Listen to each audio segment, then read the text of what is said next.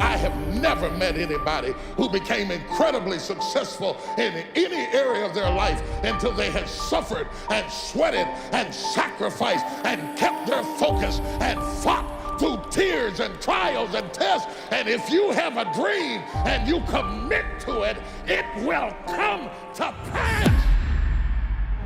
Yes. Good morning from Manchester Frontline Fit Performance Center. We are here for the second episode of the YouTube series, upper session, back in with Magic.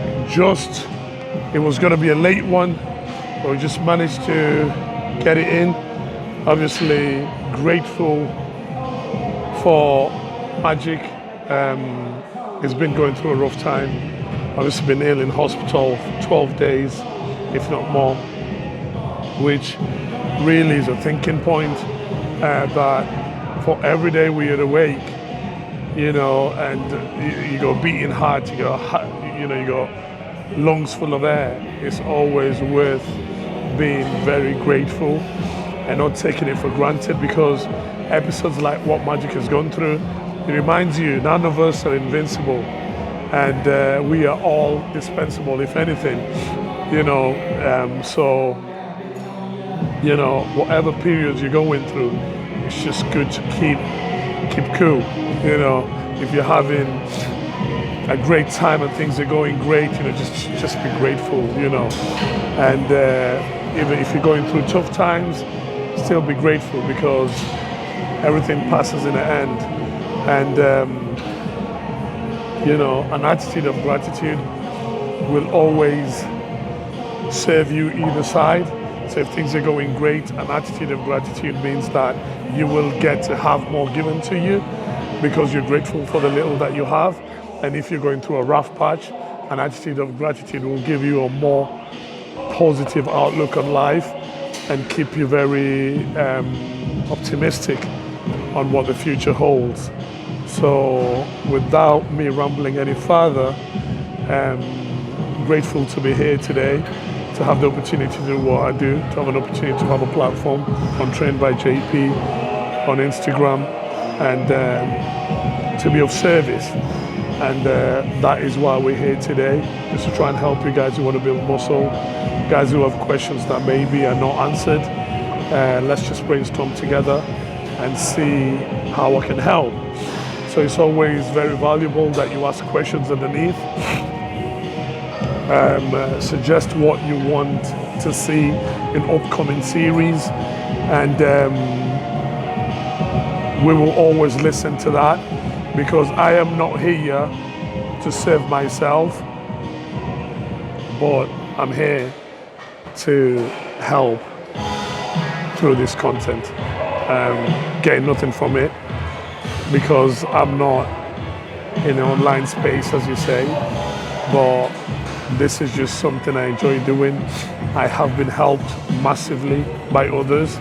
So as per the laws of reciprocity, I have to then pass the mic on to others who have not been fortunate to spend time in the company of the giants who have walked in front of us. So yeah, that's all. We shall go and start warming up. Once my pre-workout's finished here, I tend to mix, if you think it's a funny color, I tend to mix a bit of prepare, scoop of prepare, scoop of do not fucking miss. This is very, very clear energy in terms of focus. You don't have that anger like rah, but you're just very, very focused. And pompage, obviously, for the pump, which is so important. So this is the cocktail I have before the session. Scoop of prepare, scoop of do not fucking miss, and 2 of pumpage, because who doesn't want a good pump on upper body session? I'd be lying to say if I didn't. So without further ado, we shall go, mobilize the shoulder, and then walk into the first lift. Thank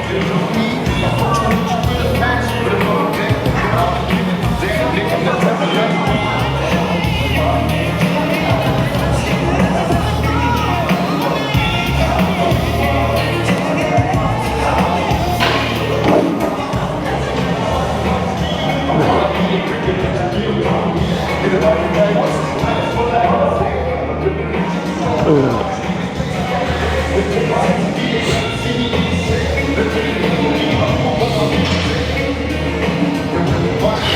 So personally for me, it's important to prepare the shoulder musculature before I pressing very heavy loads. So based on the anatomy of the pec and how things attach to the shoulder and to the rib cage, I just like to prepare all those areas by freeing up the shoulder as much as I can, the scapula, making sure it's free and it can move how it wants to move. So, like anything else, it's time for me to also mentally switch on to the session as opposed to just warming up physically. I'm also getting really in tune with the session. I'm visualizing what it is or how it is I want to do, what the task ahead, and just preparing for that. A lot of people don't visualize, they just go into a set and just do it and hope for the best. But everything is about preparation. I always say, you know, if you watch ballet, if you watch a ballet dancer during practice, it's the same as during the performance. It's like, you know, the intent should be there already before you do the main task. So there's a lot of visualization going on. I know the goal of the load I need to lift, and so there's the aspect of how do I then lift it, how do I execute it, how do I move it. I've got to be able to see in my head before I bring it into fruition. It's part of the preparation. It's a mental game. Where the mind goes, the body just follows.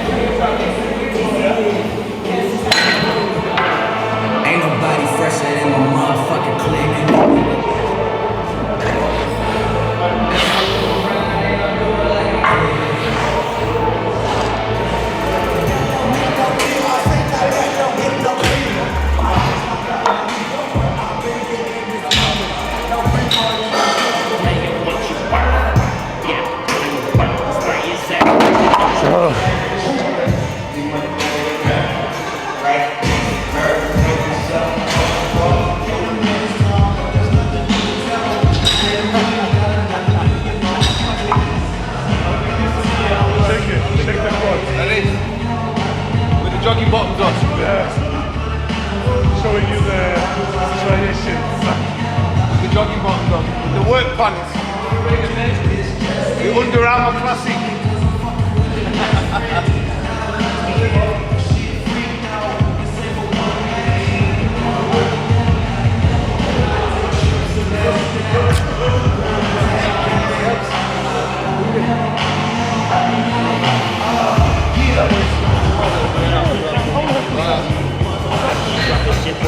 Mr. Dr. Dre, like I said, niggas can't fuck with this.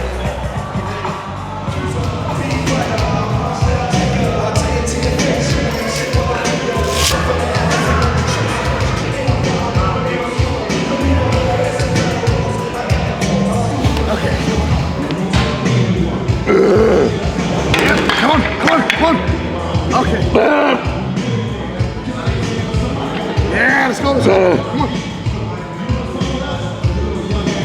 Come on, Oscar, come on. Go, come on. Finish it. Finish yourself, come on. Come on, man.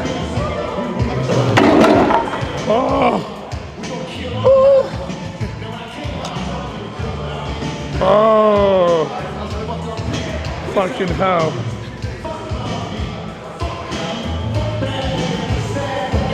Wow. Hey, warm up. Jesus Christ. That was heavy. Jesus Christ. So that was very hard. So basically, the way this is loaded here, it's sort of 50-50, so it challenges me where I'm really weak. We are all really weak here in this extreme. So it's very heavy there, heavy here, drops off a bit there.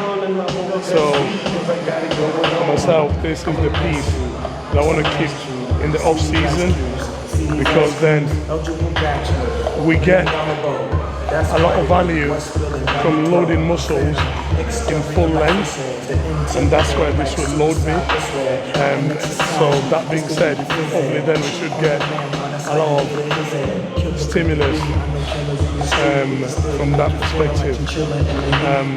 1 rep up, well, +1. So that's how we sort of bully this. At this point it's getting so hard. So that was 4 + 1.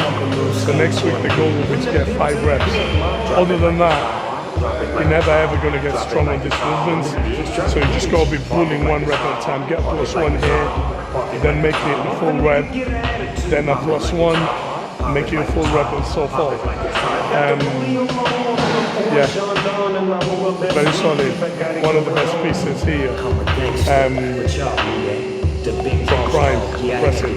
So if we go through like angles, I think when you're pressing, what happens at the top, as opposed to loading the pec fully here in a stretch, which is great for hypertrophy, it's where your arms finish that will then dictate what portion of the pec you're working. So for me, I need a lot of clavicle, so that's the upper pec. So that's why you can see I'm finishing here. If I was on a flat bench, I'd be finishing around there. So across the sternum, you know, and if then I'm going to do a dip at some point, you'll see where I finish, it will be there, which will then work the costal pec. So for majority of you guys who want, you know, the new side of training the pec, when you're training your upper pec, you almost want the arm to go under your chin. When you're training the sternal portion, so the mid portion, you want that arm to go across the nipple line. And then when you're training the costal pec, which is the bottom here, you want that arm to come across the medial rib.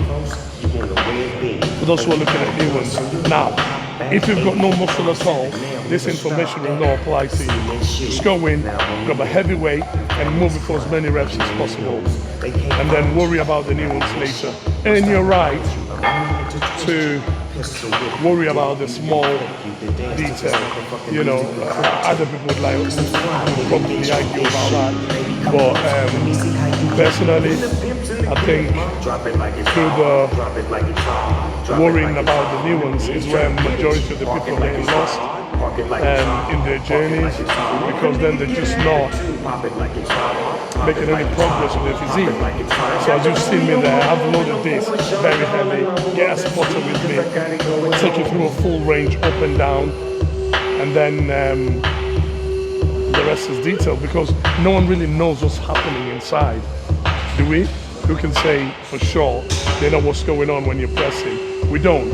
So we take the principles and work through the principles from a setup perspective, and then we put the intensity, and then we take the set to failure. Then we repeat. Then over time, we assess what's happening, and chances are the guys who've come in front of us, when they've done that, they have managed to take steps forward. So that is sort of my rationale. Have a bit of a meathead perspective, but also know enough about the new ones that it takes to grow muscle.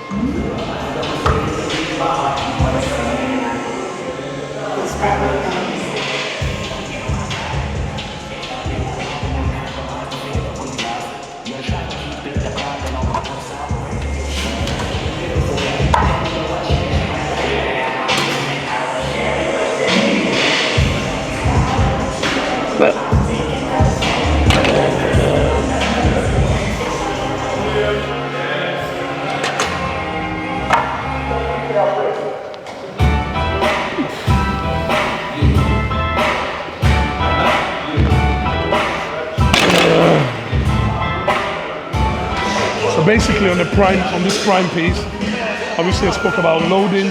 So for me, if I'm doing 2 sets, my preference is to load the top pin and the middle pin 50-50, and then in the back of set, reduce the weight from the middle pin so that it's something on a ratio of maybe 70% to 30%.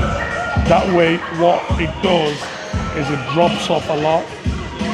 It drops off at the top, allowing me to complete my reps, because that's where you tend to fail on the press, sort of that lockout. So that's what happens here if you load it that way. So I tend to go 50-50, then 70-30. And then, you might argue, what if you do in the 3rd set?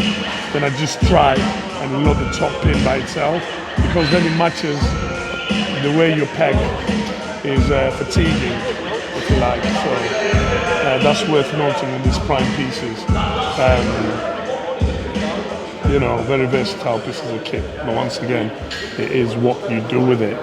But you can lower it in the middle if you want, but that just makes it sort of like any other machine, like this one I'm going to go on, because then it's just on the mid, you're just on the mid-range, which is what most machines are sort of manufactured to sort of load, because that's where we're strong somewhere here. But on either extreme there and there, that's what the questions are asked. So it's just worth noting when you're loading pieces like this.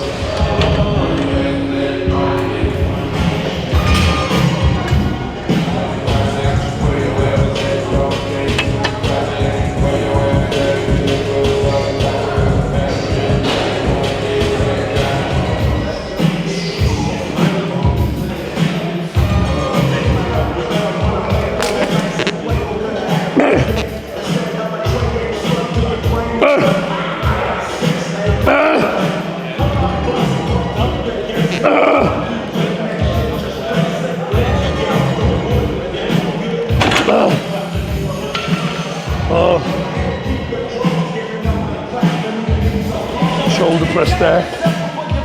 So once again, like I say, the grip is there, and I'm coming here, looking for that delt, that goal tie-in, whereas on the incline I was sort of there. Now I'm gonna go here, and then following the dip, I'm gonna go there. So I'm just working, literally working on all planes and leaving nothing to chance. Once again, like I said before, if you got no muscle on your frame, don't worry about these nuances. It's good to know them from an exercise selection perspective, because exercise selection is important, but just focus on basic stuff like effort, execution, and stuff like that. So, and the right to focus on the nuances once again.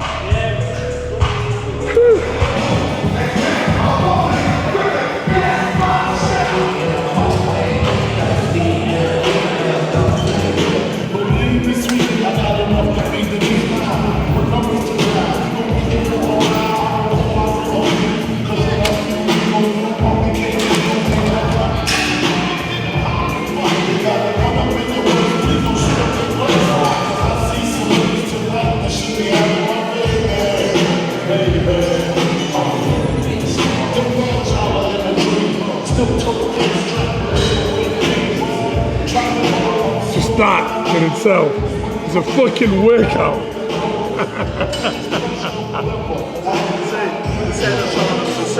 Yeah, it's mental. Then now I've got to make my way up with all that. Check it out. Oh.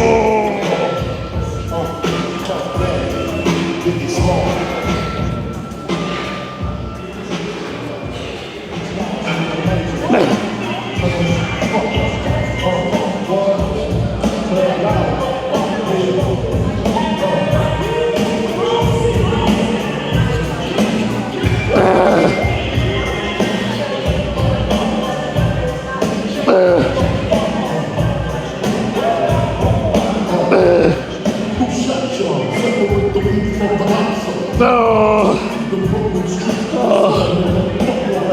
Fucking hell.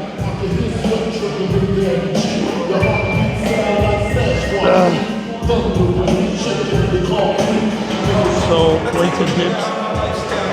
I'm actually down, I think, by 2 reps on that set. I just think it's a bit of fatigue coming into today's session. And this sort of session, I think, tells me how much I'm due on, because as much as connection has been good with everything, I've also felt my joints quite a bit, and that's always a sign that perhaps it's time to pull things back. But you've got to do it to know it. Sometimes most people are guilty of calling this deload because they do.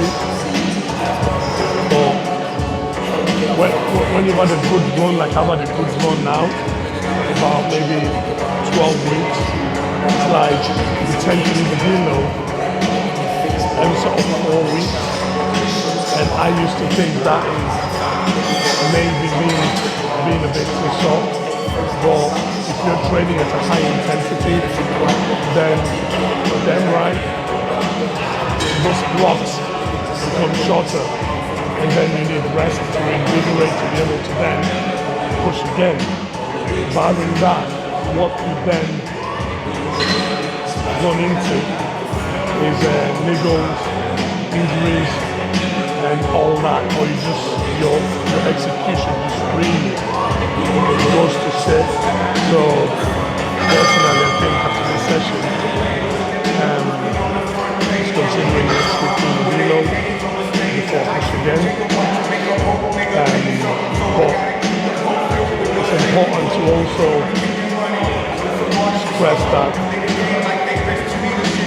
a rest is not a regression. Most people look at deloads as regressions, where they actually just periods of adjustment, periods of dropping fatigue. It's actually paying back the Pied Piper what you owe from the block that you've been doing. Most if you're progressing, then damn right, this block just becomes shorter if you train, the harder you train. So, the normal signs, you don't want to sleep, lack of motivation coming into the session, no pumps, no libido, no drive, and then obviously performance starts rocketing. Now, taking the first 2 movements I've done, they're all up in terms of performance. So I am just gauging this base, just from how I feel. I also know there's a certain amount of fatigue that I have to carry based on the way you train. So it's just a very fine line, just separating the two. Because you walk around with a certain fatigue, which is a reflection of how hard you train, but also knowing when the bucket is full and it needs sort of emptying before it overflows. So it's a fine line. People who've trained for time, they know their bodies and they know which is which. They know when you're being a pussy and when you're just really, really fatigued and need to pull back. So, boom. I think that will be the next thing for me. We'll schedule a session to finish anyway. In regards to the tricep dip, you can see how deep I'm going. So if I took the depth off by an inch there, I'd have got an extra couple of reps. But remember, what the objective is. The objective is to load all these muscles at full length. So mostly when it comes to pressing, if you have a chest that is lagging, 9 out of 10 times, you're not going where you're weak. Where you're weak, that's where there's growth, always, right? So 9 out of 10 times, your presses are not deep enough. They haven't got enough range at the bottom. You know what I mean? So 9 out of 10 times, maybe you're pressing from here, maybe you're pressing from here, you're not going all the way there, really stretching that muscle and loading it where it is you're weak. Mostly because people would rather load machines a bit more, but then you're also reminded that heavy weight does not always equal muscle. There's a lot to be considered. Yo, Obi.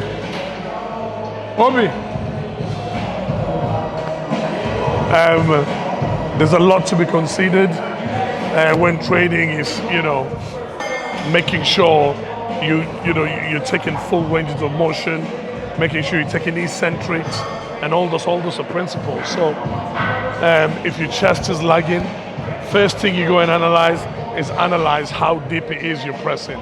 And if it means resetting your load, then so be it. Because now you will actually start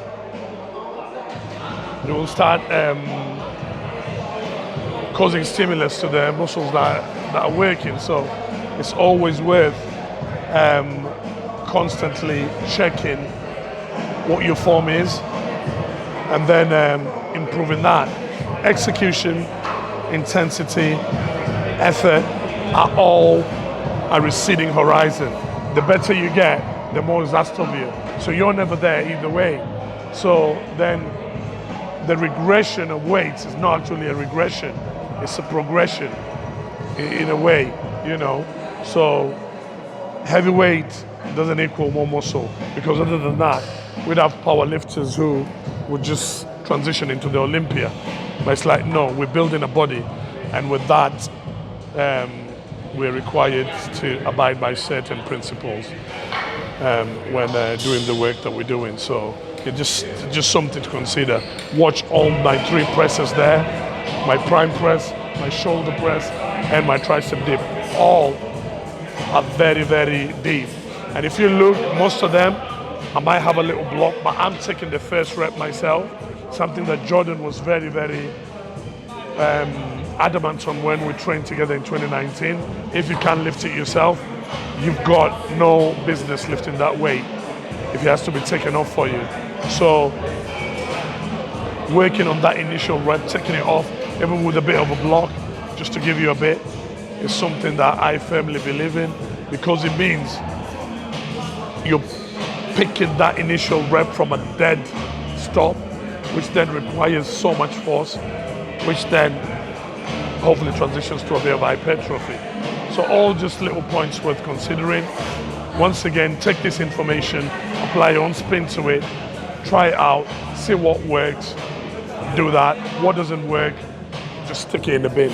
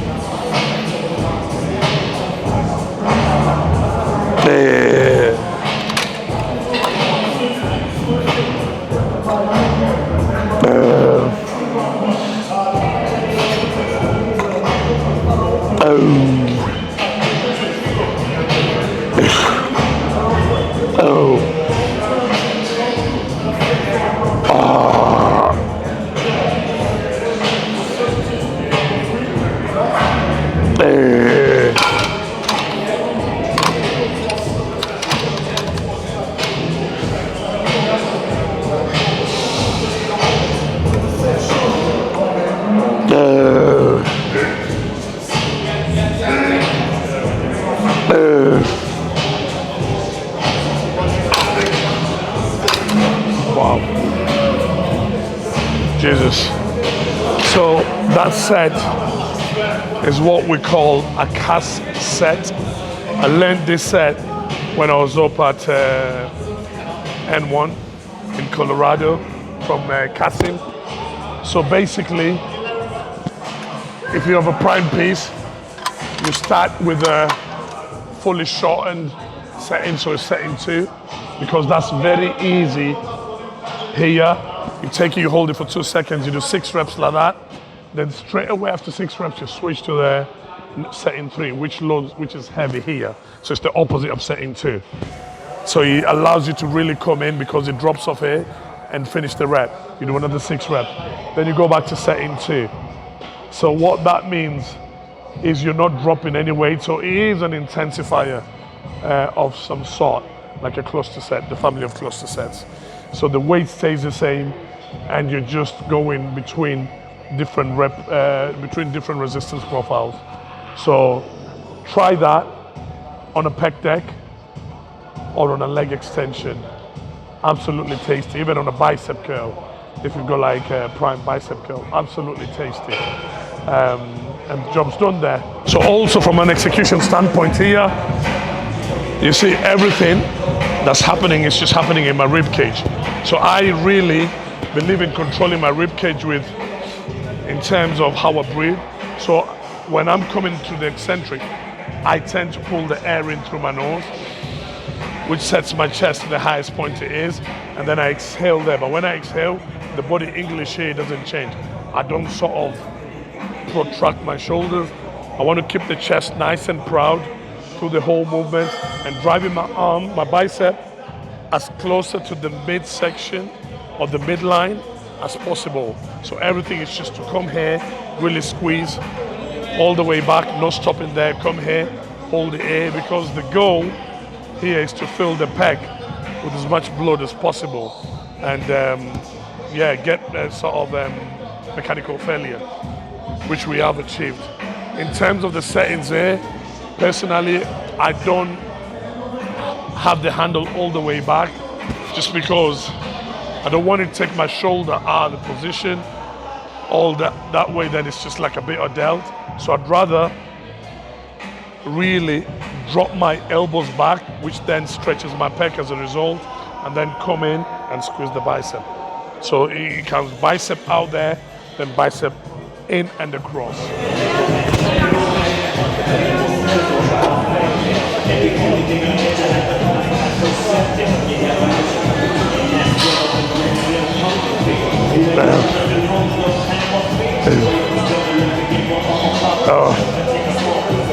Five, 6, 7, 8.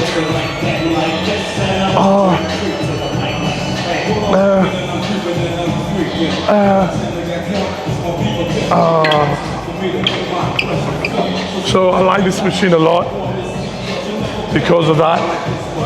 The handle's not a fixed handle. It allows you to push it there and move whilst moving your body back. Now, what's the advantage of that? The advantage of that is, from a setup perspective, you can be able to align the delt with a line of force. So when you do a lateral raise, that is not very ideal because you have all the other shoulder musculature, the traps working. So ideally, you want the arm slightly forward there, which then, if I do that, and the arm there, which as soon as I do that, you can see there. As I bring it here, not much activity. But if I have it there, or even if I hold it there, that's now in line with the line of force there. So the thinking would be to push the elbow across, coming here. Initiate from the elbow, like you're moving something this way. So just points worth considering. Whenever you're doing a lateral raise, have your arms just in front of your torso there, and you're doing something like that, as opposed to having them here, which will still work the lateral, but will involve a lot of traps and other musculature. Now, if you have your arm forward, does it mean you fully isolate just the medial, the front delt and the medial delt? It's like, no. Everything works in synergy. You're just trying to get more work off that medial delt more than anything. It's always the goal when we're training anything. It's just, hence the word bias. Try and use more of that, not only that, because the body works, everything works together, so you can never, ever fully isolate anything. There. There. There.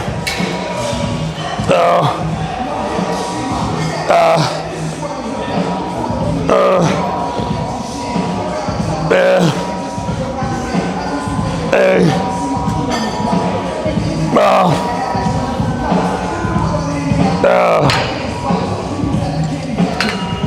So now when we talk about triceps, mostly tricep extensions, for me the position of the elbow is key, just because of the involvement of the front delt. So for me, I prefer the elbow to be there because you want to extend the elbow. It's hard to extend the elbow here. It sort of becomes like a pushing down motion, whereas there, what you got is an extension of this. So you always want to take the arm down, expecting this to come forward. And by default, then the tricep should be working. So if you stay there and I just do this, you can see how my triceps get short on every rep. The farther I squeeze that at the bottom, the more you see the tricep is working. So I come here and fully extend the arm, almost like I want to dislocate it at the elbow. So you gotta think like even when bodybuilders are on stage and they're doing a back pose, you see they throw their arms like that. And the details on the tricep then it's quite crazy, to be fair. So, you know, you can add a bit of nuance there. Sometimes, you know, you can do this and then rotate. The further you rotate, the more you can feel the triceps, or you can recruit the triceps, but then, you know, there's an argument you might limit the load you lift, so it's just preference. There's no right or wrong. It's just fucking pick what works for you, but try everything and then think for yourself. See what's working, what's not working, bin what's working, take what's working, bin what's not working. Jobs are good.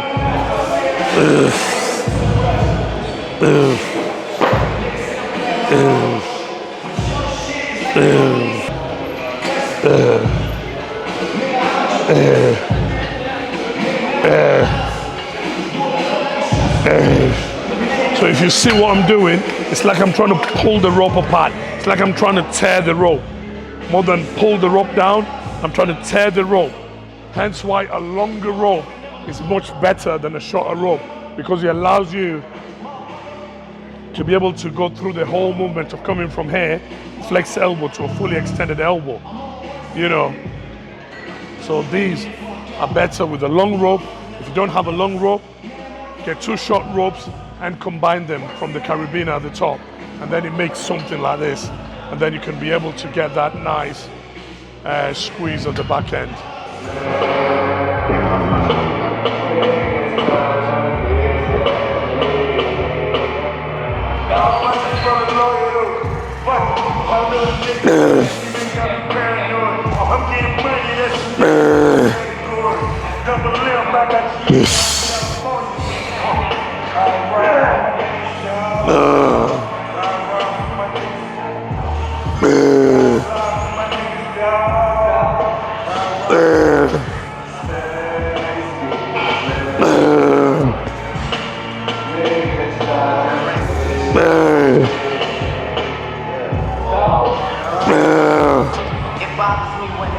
Neutral cable lat pull down, and the cables have always had a way of working, you know. As I was speaking before off camera, cables are, you get a somewhat of a even resistance profile in that they're hard everywhere. It's hard here like it is here, like it is there. So I tend to use this once a week on my upper session, and then use different plate loaded machines in my other session that is pull. So keep it between 8 and 12 reps there. From an execution perspective, whenever you see a machine, you look at it and you think, what can I use the surfaces for? So we obviously have the seat to sit in. So we sit on a seat. The floor is always there as our main reference point. regardless of what movement we're doing. What's the next surface is this. So as you can see, as I'm pulling, I'm trying to drive my thighs up. Whenever you see a surface there, it's for you to push into to then improve stability. Stability is a prerequisite to strength. For strength to be there, you have to be stable. So drive my thighs there as I'm pulling down. And as a result, I'm creating some sort of counterforce, which is making me a lot more stable. So thighs are going up as my elbows are coming down. So when we talk about my body English, as you can see my trunk, chest is sort of proud, but still my hips are tucked there. I'm not looking like a shrimp. I'm still got my rib cage up there just to allow the lat to function in the way that it wants to function. So then it's just a case of driving my elbows as far down as possible. So I'm there, and then I'm not pulling it. I'm just driving the elbows down towards my head, and then allowing the cable just to take me back up, so that I'm not just lifting my arms, but stretching from the lat as if I was reaching into a top shelf or something to grab something. So you want to always stretching from the lat as opposed to just doing that. You want to be stretching from up here. So important. So yeah, that is it from an execution perspective. Then obviously take your sets to failure, because we can be technical as we want to be, but what underpins what we get back is effort.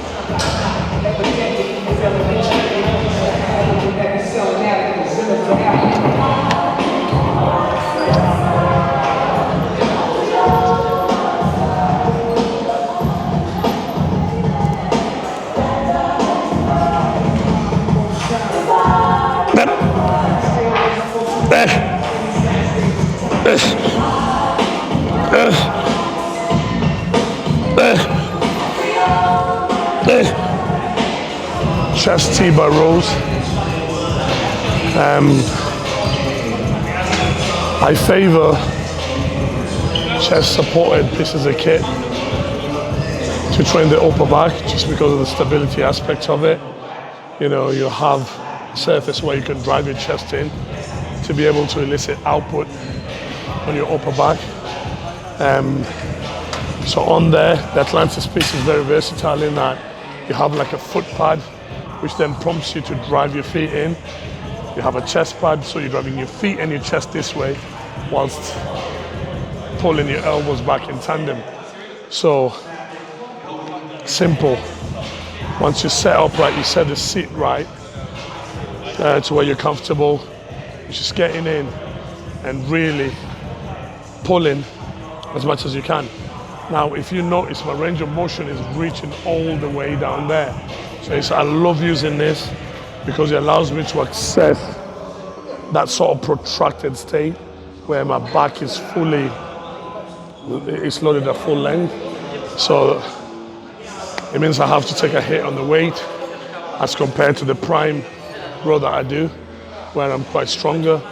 But that's the goal, to have that variety between the training. So we are doing everything. We're doing all rep ranges.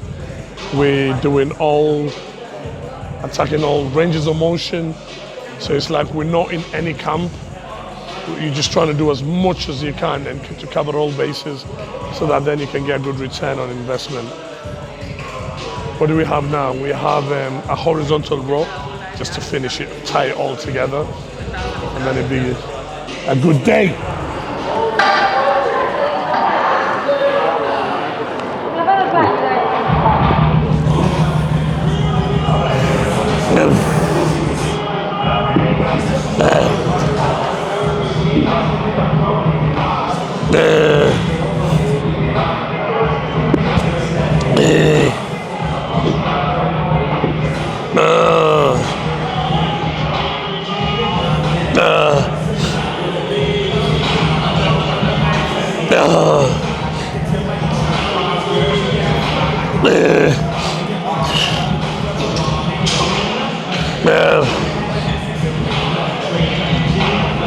Eight,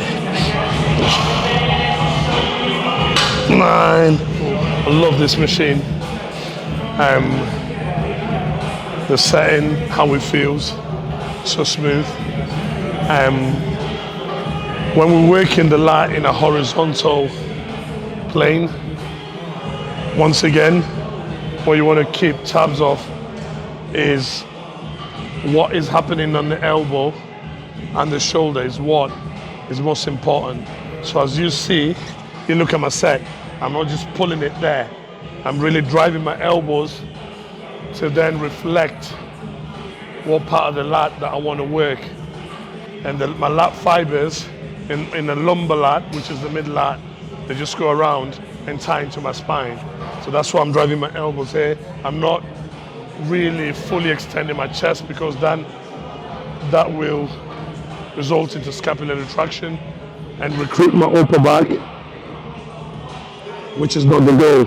But you know, so we stay fixed, keep that body English such that you're a bit, you have your spine a bit rounded, but like I said on there, you don't want to be full prone.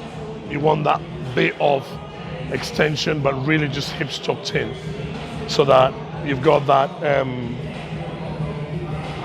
you can't achieve the scapular retraction. Otherwise, the moment you sit up, then, you know, shoulder blades are coming together. So very, very important point. Then the rest is just a case of work, right?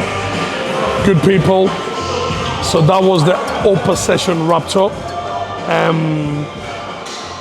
Yeah, like I said before, really, really feeling that fatigue this week. Well, I had a very good session yesterday, leg session. So at this point, I was saying to Magic before, I've never done things the way I'm doing them now. Now, I sort of compete at the back end of the year, which ties around December, at what point I've only got a couple of weeks in the gym, and then I go away on holiday. I always take 2 weeks, go away, rest up, come back in January, fresh as a daisy, push. However, this time, I competed on a Saturday and I was back in the gym on a Tuesday, and then it's just been a push. From then, come off everything. So it's just a different way of doing things. Now, don't get me wrong, it's not negative, because I've managed to take steps forward in my physique in this post-show phase, which I'm so glad about, but there's always a price to pay for everything. And that's coming in a point of having to take breaks, having to take extra rest days sometimes so that you can bully a few more weeks in the block. So like now I've got maybe a week and a half, and then I'm looking to go to Milan for my first break. So ideally I would have liked to push next week into the week after, but you know, sometimes it's one of those things. When you gotta go, you gotta go. When you gotta rest, you gotta rest. Now, I've got the rest of the day today, and tomorrow as rest. Tomorrow's a Sunday. So who knows, if I wake up on Monday, we attack the Monday leg session, see how that is, the push. Whenever the performance drops, then we'll take a deal there. I don't force things because that's when you tend to run into injuries. So yeah, that's the plan for now. Other than that, there's not much else to report. We're just in that phase in the off season where we just sort of pushing, really. You're training, you're not lean, you're not fat, you're just there or thereabouts. Obviously trying to watch body composition. So it's that phase, which is nice, you know. Checked in today, see what Jordan's going to say, but we've not pushed food. I think he wants to slow things down to keep body composition in a decent place. Because the other thing is, when you start the prep, it's important you're in the perfect position from a body composition standpoint, because the point that you start will dictate where you finish and everything in between.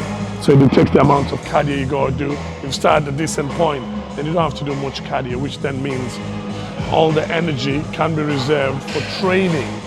When you have got to do the cardio, you got to train, you know, it is what it is. You gotta do what you gotta do. But and I do cardio, but like last year, I think the most I did was 25 minutes on a cross trainer, 4 times a week. So that was brilliant. I would love to do that next year, but we don't know yet. We think of now. But yeah, that's that for today. Ask as much questions as you can below. Tell me what your thoughts are. Make requests going forward. And maybe next time what I'll do is I'll put out a Q&A for you to post some questions, and then I'll answer them in the next YouTube series that we're going to do in November. Yeah, in November. So see what's what. But yeah, lovely once again to be out here to talk to you guys. And yeah, until next time.